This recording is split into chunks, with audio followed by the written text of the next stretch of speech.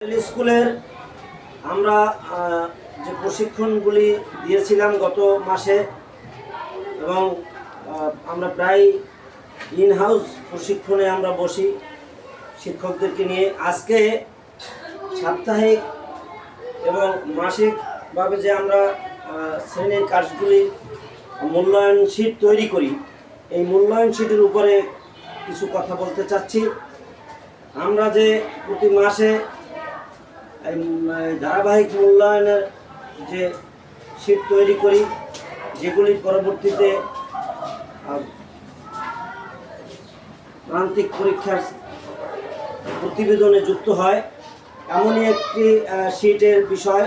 আপনারা এই শীটগুলি পেয়েছেন বা যারা এই মাসেরটা করেননি, এটা করে নিয়ে নেবেন। এটার আমরা জানি যে প্রথম শ্রেণী অর্থাৎ ওয়ানের শীটে লেখা থাকে নিজের নাম পরিচয় দিতে পারবে, যদি পারে টিক দিয়ে দেবেন। তারপর স্পষ্ট স্বরে শুদ্ধ উচ্চারণে স্বরবর্ণ ব্যঞ্জনবর্ণ যুক্তবর্ণ পড়তে পারে, যদি ওয়ানে এটা পড়তে পারে তাহলে তাকে টিক দিবেন, না পারলে ক্রস।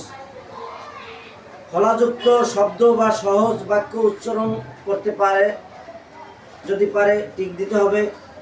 এভাবে কয়েকটি কলাম আছে। এই কলামে আপনার প্রথম শিক্ষার্থীর নাম, তারপর তার যোগ্য এই লেখাপড়ার বিষয়, যেটা পারছে যেটা পারে নাই সেই বিষয় পরবর্তীতে কী করতে হবে সেটাও তো আপনাদের জানানো হয়েছে।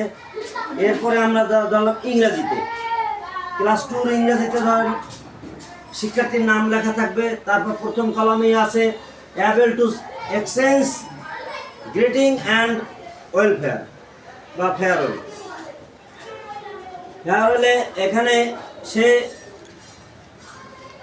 তার সম্ভাষণ, একজনকে স্বাগত জানানো বা সালাম দেওয়া, নমস্কার দেওয়া, অথবা সে বিদায় নেওয়া, গুড মর্নিং, গুড আফটারনুন এইগুলি বলতে পারে কিনা ঠিকমতো, অথবা সে গুড বাই বিদায় নিতে যে এই শব্দগুলি উচ্চারণ করতে হবে সেগুলি ঠিকমতো সে পারে কিনা, এটার উপরে তাকে মূল্যায়ন করবেন।